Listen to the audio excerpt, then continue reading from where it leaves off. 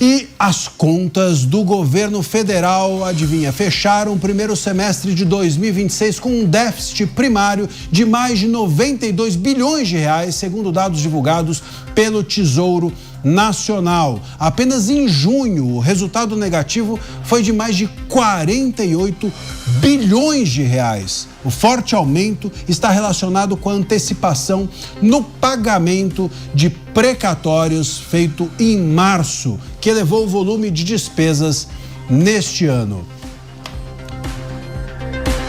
Mais um rombo, né? Mas isso não tem nenhum tipo de surpresa. Veja, nós falamos ontem que a dívida atingiu os 9,2 trilhões e esse número que você está vendo aí, que vocês estão vendo na tela, de quase 93 bilhões, ele é o rombo em 6 meses. Quando nós falamos do rombo de 12 meses, ele já ultrapassou 1,5% do PIB. O que significa isso? No mesmo dia, hoje, saíram os dados de arrecadação. E o dado de arrecadação mostra que o governo arrecadou com impostos, que teve um crescimento real, ou seja, já descontada a inflação, algo como 10%. Tudo que ele arrecadou de imposto, tirou de todos nós, de maneira forçada, como eu sempre falo, ele teve um incremento nessa receita dele de 10%, já descontada a inflação. Mesmo assim, o rombo não para de crescer. Imagina você na tua casa. Você faz de tudo e consegue ganhar mais. Você ganha 10 e gasta 12. Aí você trabalha, aumenta a tua produtividade, tem 2 empregos, etc. Você aumentou de 10 para 20 tua renda. Só que o teu rombo subiu de 12 para 30. Não adiantou nada, porque você aumentou a receita através dos impostos, tirando a capacidade de compra e de investimentos das pessoas que poderiam fazer para incrementar a economia, e mesmo assim ele gastou mais. Então ele mata a capacidade produtiva através dos impostos, para se financiar o governo, e mesmo assim o rombo continua crescendo. É uma matemática tão simples de entender, só que tem um ponto, rapidamente. Hoje, o governo tem um limite em que ele pode se endividar em 50% de toda a dívida dele com a chamada dívida pós-fixada. Ou seja, que ele capta essa dívida e paga um juros pós-fixado. Se o juros sobe, todo o estoque da dívida dele cresce mais ainda. Ao invés de cortar os gastos, essa semana começamos a discussão que o governo quer abrir com o Senado. Precisamos mudar a regra para podermos nos endividar mais, já que ninguém quer nos emprestar com juros pré-fixados. Tirem suas próprias conclusões. Ou seja, a gente está bem à beça, é isso? Estamos bem. Tem gente que gosta de relativizar a matemática, né, Marcília? Agora, o pessoal, eu fico em dúvida, né?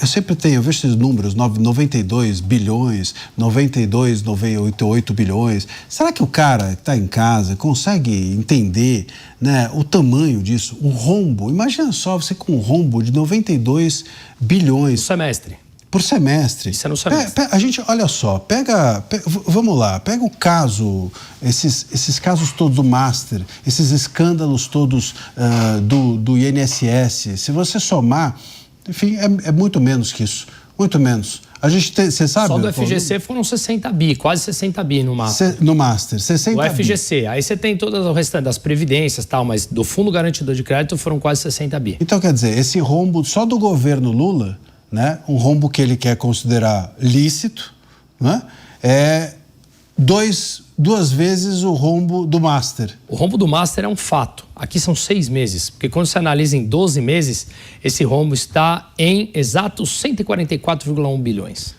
Faz uma conta aí, Musa, já que você é bom de conta. Quantos contratos de 129 milhões dá para chegar em 92 bilhões? Nossa Senhora! Nossa Senhora! Você consegue fazer essa... O Musa vai fazer essa conta daqui a pouco para a gente, porque assim, a gente perde a noção. Falando aqui hoje no programa muito disso, né? De perder a noção, a sensibilidade de que a justiça serve para fazer justiça e não para fazer política, que as pessoas precisam ter sensibilidade a respeito de que harmonia é confronto, etc, etc. E também perdem, Mota, a gente vai perdendo a noção do dinheiro, 92 bilhões.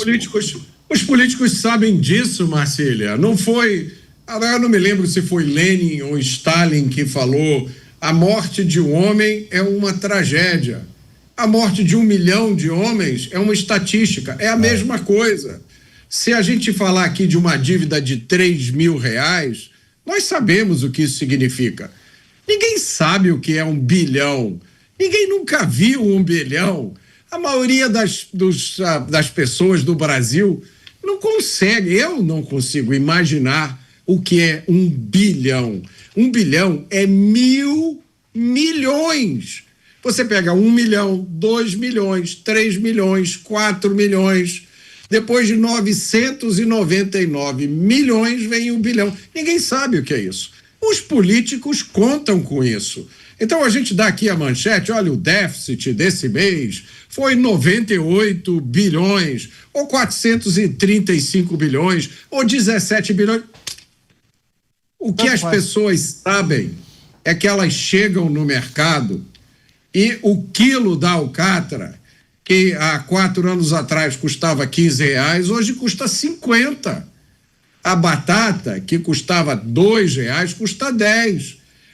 A comprinha que você fazia, né, de emergência ali, você gastava R$20, agora você gasta 200. Chega no dia 20, o dinheiro acabou. E tem um monte de conta para pagar ainda.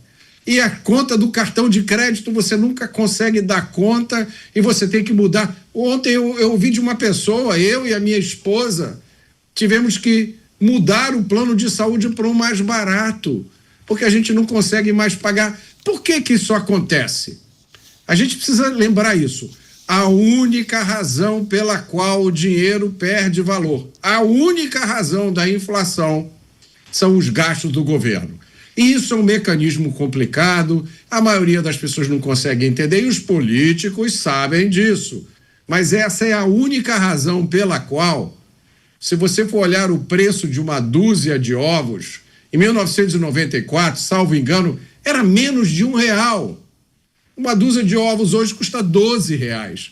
Quanto é que vai custar uma dúzia de ovos daqui a 5 anos? R$50? Só existe uma razão para isso. Está aqui, ó, no nosso gerador de caracteres. É o rombo do governo. Sim, esse salário mínimo, ou melhor, você falou do ovo, o salário mínimo no mesmo ano de 94, foi quando o Plano Real entrou em vigência, Mota, eram R$64. Isso é a própria inflação, é o que você falou, é o dinheiro que vale menos, porque o governo gasta muito mais. Agora nós falamos aqui desse rombo de 144 bi que continuou crescendo. Ou seja, o governo gastou 144 bi mais do que ele arrecadou e cresceu. Agora, sabe quanto foi a arrecadação no mês? No mês agora, a receita só do governo central foi de 195 bilhões. Ele tira 195 bilhões por mês, só o governo central, sem contar os outros entes, e mesmo assim o rombo dele não para de crescer. Eu vou trazer um dado aqui, que é o seguinte, uma informação do Banco Central, que a taxa de inadimplência média total registrada pelos bancos ficou em 4,7 só no mês de junho. Isso na média, tá? Na média, né? Quando você vai olhar nas linhas pequenininhas, a coisa é muito assustadora. E isso é um recorde histórico. Analisado, se a gente pegar os dados desde 2011, isso é um recorde. Se a gente fizer só o recorte de pessoas físicas, olha isso, Musa, a inadimplência atinge 5,6% da população que tem conta em banco. E se você recorta ainda mais a pessoa física, quando você entra em cartão de crédito, cheque especial, esse número ele é assustador e mais do que dobra, tá? E tudo isso no mês seguinte ao Desenrola, ao lançamento do novo Desenrola Brasil, o tal do Desenrola 2.0, que, enfim, o Lula está propagandeando como uma forma de renegociar as dívidas lançadas pelo governo. Quer dizer, a coisa é ladeira abaixo. É ladeira abaixo. Vocês sabem o que é um dos aspectos mais assustadores disso? Da gente fala no rombo. Rombo o que é? Você chega no final do mês, você gastou mais do que você tinha de dinheiro. E aí ficou um buraco que é o quê? É uma dívida, você vai ficar devendo, que se soma ao que você já estava devendo, né? A gente falou isso ontem, a dívida pública brasileira já está em mais de 9 trilhões de reais, o que dá uma dívida de mais de 47 mil reais por habitante. Uma dívida que só aumenta. E o mais assustador disso é o seguinte, boa parte dessa dívida, ela está com o cidadão brasileiro. É isso mesmo.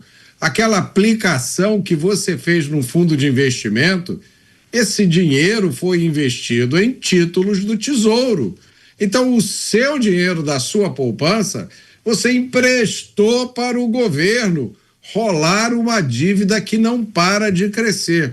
Isso é muito importante, porque quando a gente fala de dívida, tem muita gente que diz: o governo deveria dar um calote nisso aí.